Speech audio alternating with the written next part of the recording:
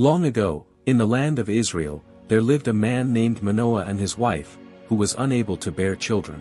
Despite their deep longing, they remained faithful to God and prayed earnestly for his blessing.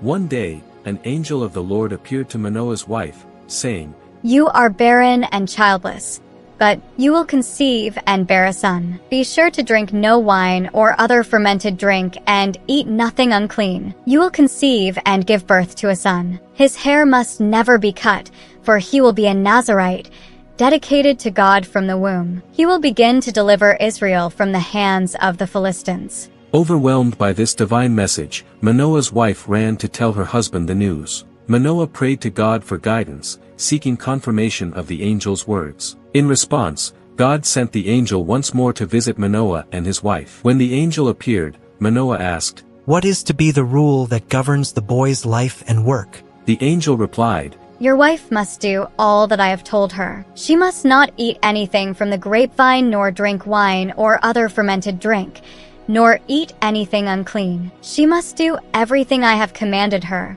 Manoah then asked the angel to stay while they prepared a young goat as a sacrifice to God. As the flames from the sacrifice ascended to heaven, the angel ascended in the fire, confirming the divine nature of the visitation. Filled with awe and reverence, Manoah and his wife praised God for his goodness and mercy. They named their son Samson, meaning, like the sun, and raised him according to the angel's instructions, dedicating him to God from birth. Samson rose to prominence in Israel, known for his incredible strength and unique Nazirite vow. Guided by the Spirit of the Lord, Samson sought to challenge the Philistine oppressors. One day, while traveling to the Philistine town of Timnah, he encountered a young lion.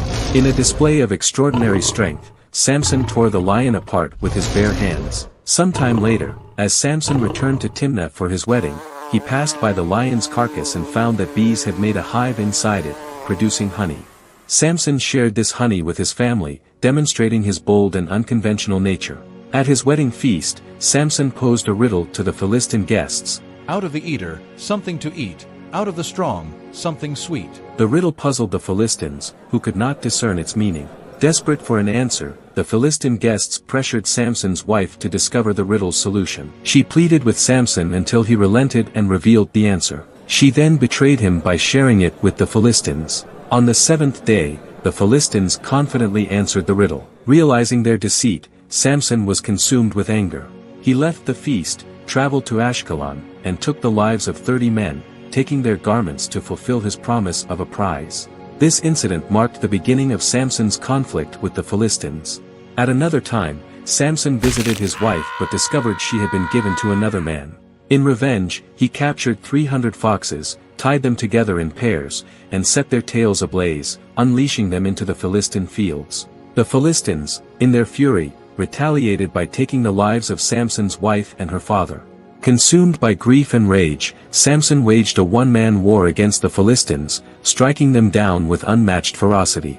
Seeking refuge in a cave at the rock of Etam, Samson found himself surrounded by Philistine soldiers. The men of Judah, fearing the Philistines' reprisal, urged Samson to surrender. Reluctantly, Samson agreed, but only if they promised not to harm him. As the Philistines closed in, the Spirit of the Lord came upon Samson, filling him with renewed strength. With the jawbone of a donkey, Samson fought back, single-handedly defeating 1,000 Philistine soldiers. After the battle, exhausted and parched, Samson cried out to the Lord for relief. Miraculously, water gushed forth from a hollow place in the ground, refreshing Samson's weary body and soul. One day, Samson went to the city of Gaza, a stronghold of the Philistines, and spent the night there. When the people of Gaza learned of his presence, they surrounded the city, intending to capture him at dawn.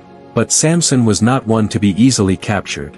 In the middle of the night, he tore the city gates from their hinges, bars and all, and carried them to the top of a hill facing Hebron, demonstrating his defiance and strength. Time passed, and Samson fell in love with a woman named Delilah who lived in the valley of Sorek. The rulers of the Philistines saw an opportunity to capture Samson and approached Delilah with a tempting offer, a large sum of money in exchange for discovering the secret of Samson's strength. Enticed by the promise of wealth, Delilah repeatedly asked Samson to reveal the source of his strength. "Tell me the secret of your great strength and how you can be tied up and subdued," she said. 3 times he deceived her, telling her that his strength would be weakened if he were bound with fresh bowstrings, new ropes, or if his hair were woven into a loom. Each time, Delilah tested his words, only to find herself deceived. Finally, Delilah said, How can you say I love you when you won't confide in me? This is the third time you have made a fool of me and haven't told me the secret of your great strength. With such nagging, she prodded him day after day until he was sick to death of it. So he told her everything. No razor has ever been used on my head because I have been a Nazirite dedicated to God from my mother's womb. If my head was shaved, my strength would leave me, and I would become as weak as any other man. While Samson slept, Delilah betrayed him, cutting his hair and robbing him of his strength. The Philistines seized him, gouged out his eyes, and brought him to Gaza, where he was bound in bronze shackles and forced to grind grain in the prison. Despite his downfall, Samson's hair began to grow back, a sign of God's mercy and restoration.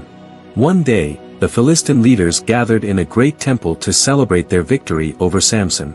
They brought him out to entertain them, unaware that his strength had returned. Samson, leaning against the temple's pillars, prayed to God for strength one last time. With a mighty effort, he pushed against the pillars, saying, Let me die with the Philistines. The temple collapsed, killing himself and all the Philistines inside, including the rulers. Thus, Samson's life ended in a final act of strength and redemption, as he sacrificed himself to deliver Israel from the oppression of the Philistines. Though flawed and fallen, Samson's story reminds us of the power of repentance, redemption, and God's unwavering faithfulness to his people.